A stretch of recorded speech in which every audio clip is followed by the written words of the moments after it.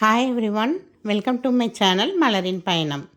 இன்றைக்கி மலரின் பயணத்தில் என்ன பார்க்க போகிறோம் அப்படின்னா, நீங்கள் வெளியே தம்ப்நெயில் பார்த்தே தெரிஞ்சிருப்பீங்கங்க.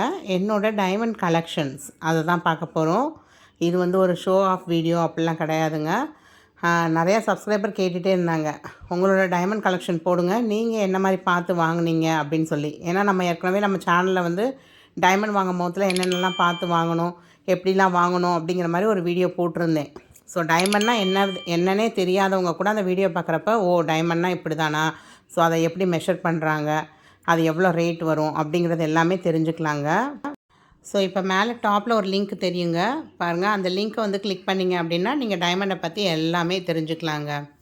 ஸோ நான் வந்து மெயினாக டைமண்ட் ப்ராடக்ட் வந்து ஃபஸ்ட்டு என்னோடய டைமண்ட் ப்ராடக்ட் எங்கே வாங்கினேன் அப்படின்னா டனிஷ்கில் தாங்க வாங்கியிருந்தேன். ஸோ நான் இப்போ காமிக்கிறது எல்லாமே ஒரே வருஷத்தில் வாங்கினது இல்லை, ஒரு அப்படிலாம் கிடையாதுங்க.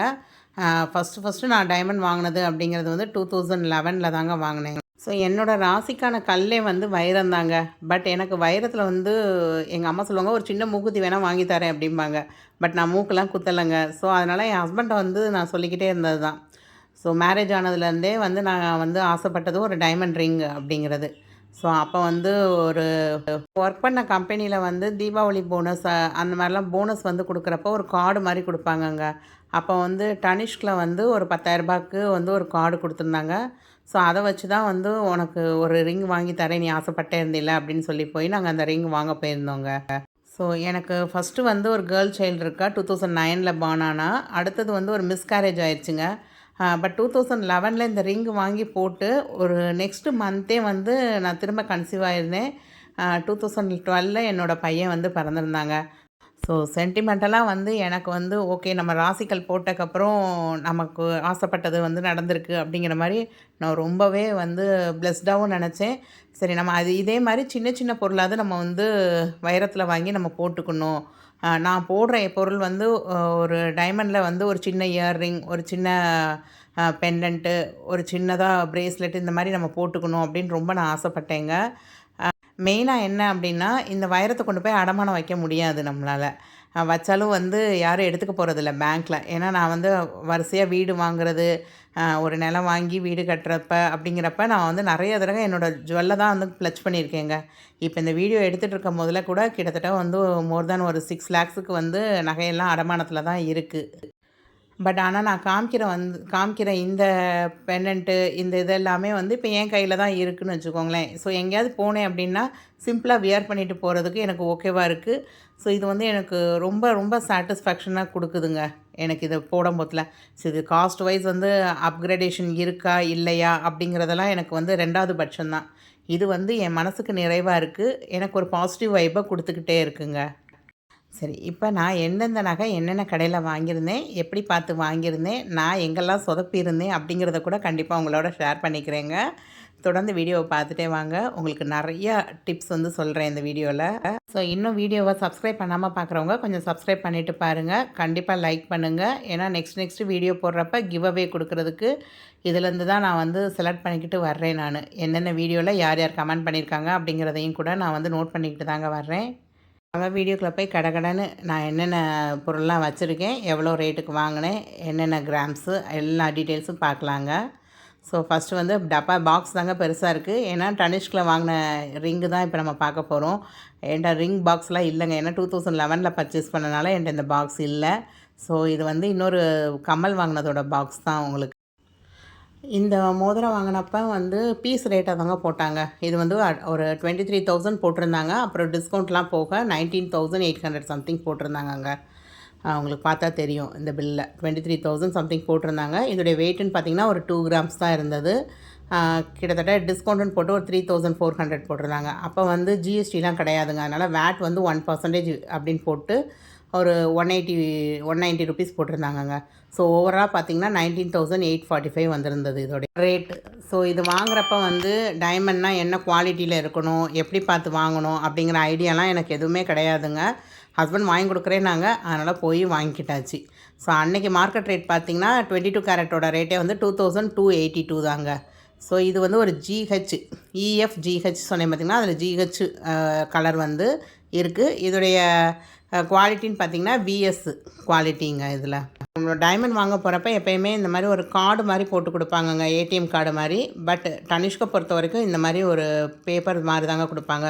ஸோ நம்ம இதை வந்து கொஞ்சம் பத்திரமா வச்சுக்கணும். திரும்ப நம்ம பழசில் போகிறோம், ரீவேல்யூஷன் வேணும் அப்படின்னு நினச்சிங்கன்னா கண்டிப்பாக இதை வந்து பத்திரமா வச்சுக்கணுங்க. கிட்டத்தட்ட 12 இயர்ஸாக வந்து இதை நான் யூஸ் பண்ணிக்கிட்டு தாங்க இருக்கேன்.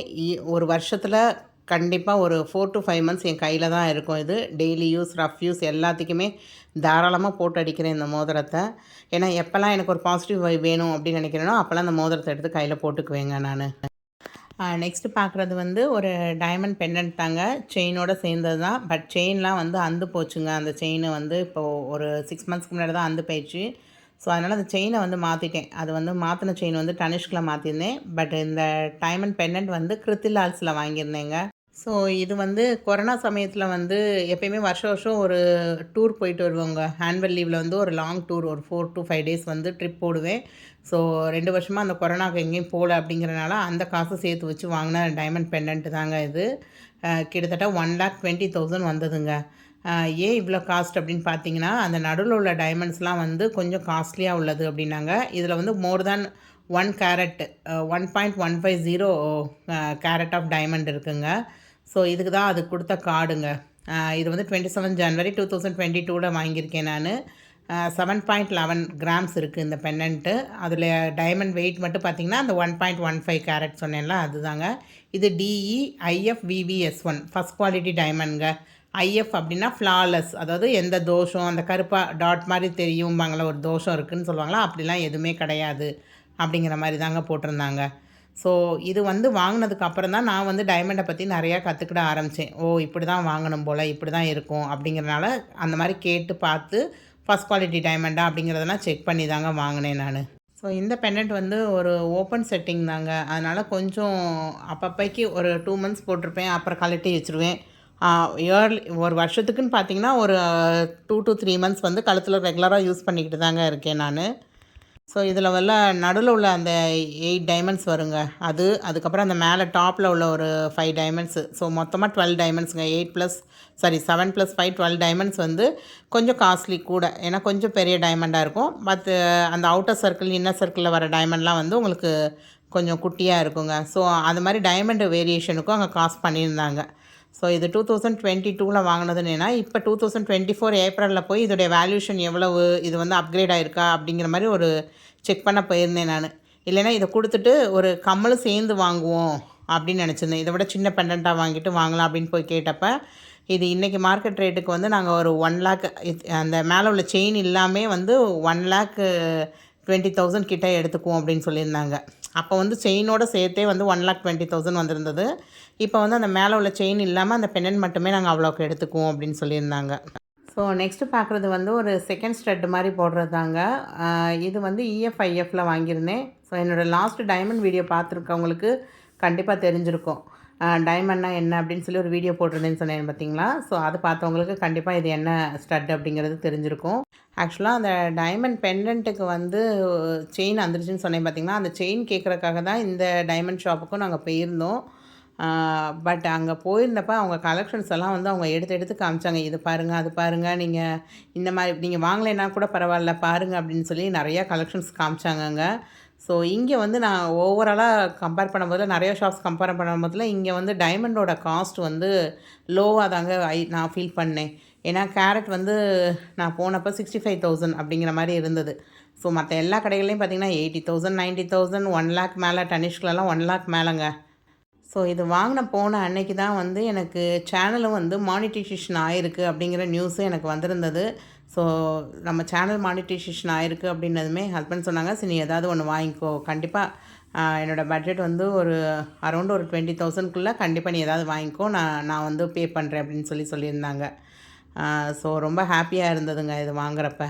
ஸோ கரெக்டாக அவருக்கு வந்து சேலரி கிரெடிட் ஆயிடுச்சு 31/3/2024. அந்த மறுநாள் April 1 வருது. ஸோ முந்தின நாள் வந்து சேலரி வந்து கிரெடிட் ஆகிருந்தது. ஸோ அதனால் நீ வந்து வாங்கிக்கோ அப்படின்னு சொல்லிட்டாரு. என்கிட்ட அமௌண்ட் இருக்குது, நீ வாங்கிக்கோ அப்படின்னு சொன்னதும் எனக்கு ரொம்ப ஹாப்பியாக இருந்தது. ஸோ இந்த டைமண்ட் ஸ்டட்டு வந்து பார்த்திங்க அப்படின்னா அரௌண்ட் ஒரு 14,000 சம்திங் வந்திருந்ததுங்க. இதில் உள்ள கோல்டு மட்டும் வந்து 4,521 வந்திருந்தது. டைமண்ட் மட்டும் 9,750 கிட்ட வந்திருந்ததுங்க. அப்போ கோல்ட் ரேட் எவ்வளோ அப்படின்னு பார்த்தீங்கன்னா ஒரு 5200 சம்திங் இருந்ததுங்க மார்க்கெட் ரேட்டு. ஜிஎஸ்டி எல்லாம் சேர்த்து பார்த்தீங்க அப்படின்னா அரௌண்ட் ஒரு 14,700 வந்திருந்ததுங்க. ஸோ ஒரு 15,000க்குள்ளே இந்த செகண்ட் ஸ்டட் வந்து ரொம்ப அழகாகவே எனக்கு அமைஞ்சதுங்க. ஸோ இதுவும் கிட்டத்தட்ட ஒரு 3 மந்த்ஸாக நான் காதில் போட்டுக்கிட்டு தாங்க இருந்தேன். இப்போ தான் வந்து தலைக்கு வந்து நம்ம அந்த ஹேர் பேக்கு அதெல்லாம் போடுறப்ப நான் கொஞ்சம் கழட்டி வச்சுருவேங்க. கழட்டி வச்சுட்டு ஒரு 1 வீக் கேப்க்கு அப்புறம் திரும்ப போடுவேன் நான். ஸோ இந்த ஹேர் பேக் போடுறப்ப இதை கழட்டி வைக்கிற மாதிரி இருக்குங்க. ஸோ நம்ம கலெக்ஷன்ஸ் டைமண்டில் பார்க்கணும் அப்படின்னா நான் ஃபஸ்ட்டு எந்த ஷாப் ப்ரிஃபர் பண்ணுவேன்னா கிருத்திலாஸ் தாங்க சொல்லுவேன். அங்கே வந்து அவ்வளோ கலெக்ஷன்ஸ் இருந்ததுங்க. நெக்ஸ்ட்டு வந்து இஎஃப்ஐஎஃப் சொல்லுவேன். தேர்டு தாங்க தனிஷ் சொல்லுவேன். ஏன்னா ஒவ்வொரு பிரான்ச்லேயும் இந்த பிரேஸ்லெட்லாம் பார்க்க போனப்போ பார்த்தீங்கன்னா கிட்டத்தட்ட ஒரு 10லேருந்து ஒரு 12 பிரேஸ்லெட் தாங்க இருந்தது.